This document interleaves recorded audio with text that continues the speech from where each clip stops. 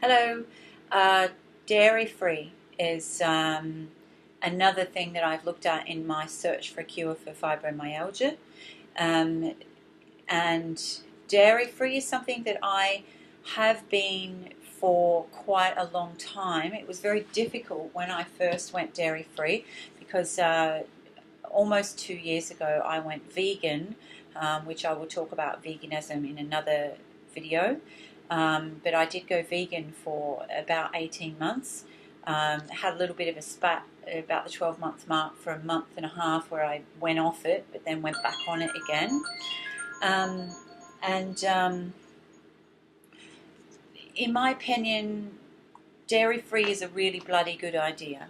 Okay, I know the dairy industries probably won't like me saying that, and all you cheese eaters out there will be, you know, throwing up your arms and your fingers and saying there's no way. So when I first began dairy-free, it was difficult, but it wasn't the milk that was an issue for me because I had already discovered that I didn't really like the taste of milk, so I used to drink a lot of soy milk instead, or almond milk.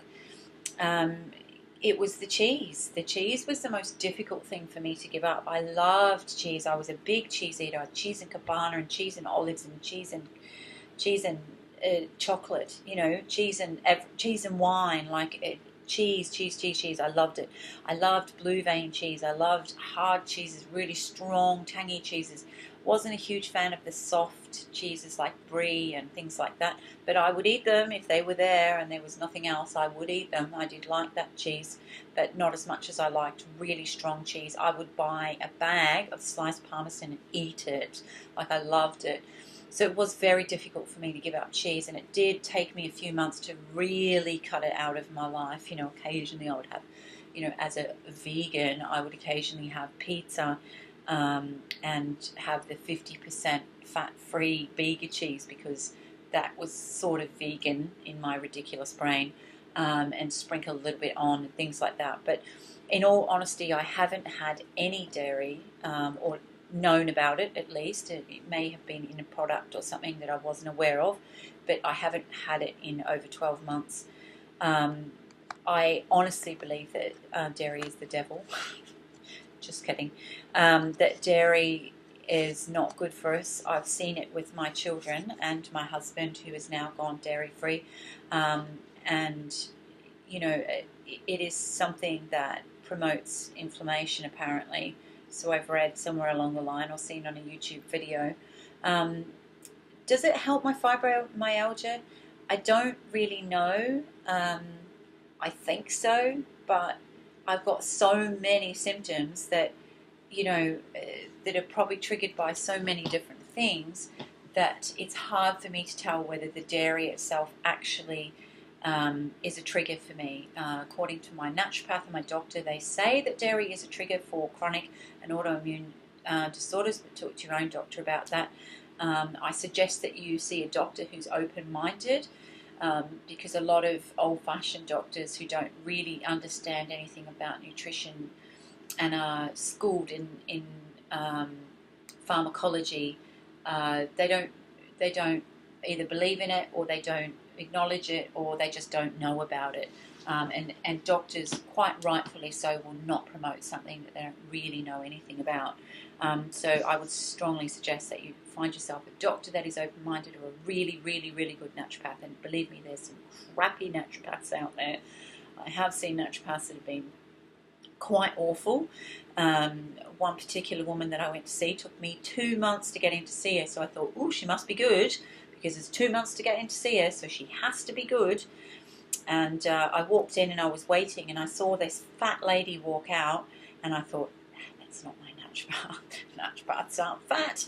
They're helping people with their health, and they know what to do for themselves, so therefore they, practice what they preach. Just like you probably wouldn't go to a personal trainer to get really fit and buff if they looked like a blob, right?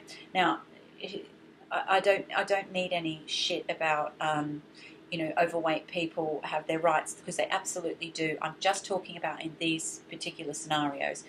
You're probably better to go to a naturopath who looks healthy because she's taking her own advice, rather than go to someone who didn't look healthy. Her skin didn't look healthy. She was very, very, very overweight, in the obese category, which is different to being overweight like I'm in the overweight category. My body fat percentage is around 27%, 27%, so I'm in the overweight category. Obese is 30% and over. She could have even been much higher, and I forked out $400 because I was too embarrassed to say, I'm sorry, but I don't want to see you because you don't look healthy. And she consulted me for 15 minutes and then put me on a inflammation-free diet, which was basically meat, dairy, and very few vegetables. It was close to the Atkins diet, and I followed it for about 4 days and went a bit mental. So that's another video about Atkins diets.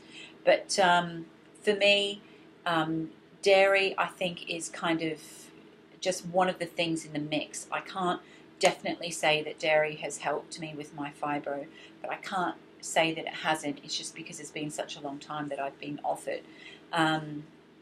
I do know that if I do sometimes ingest dairy, I do feel a bit sick, a bit nauseous and a bit bilious afterwards, as does my husband, who's lactose intolerant. So it may just be the lactose or whatever. Do I miss cheese now? No, not really. It's kind of something I could take it or leave it, but I don't really take it because I've been advised, that the two most important things for me is dairy and gluten-free. So I think it's something that is subjective and that perhaps you have to decide for yourself.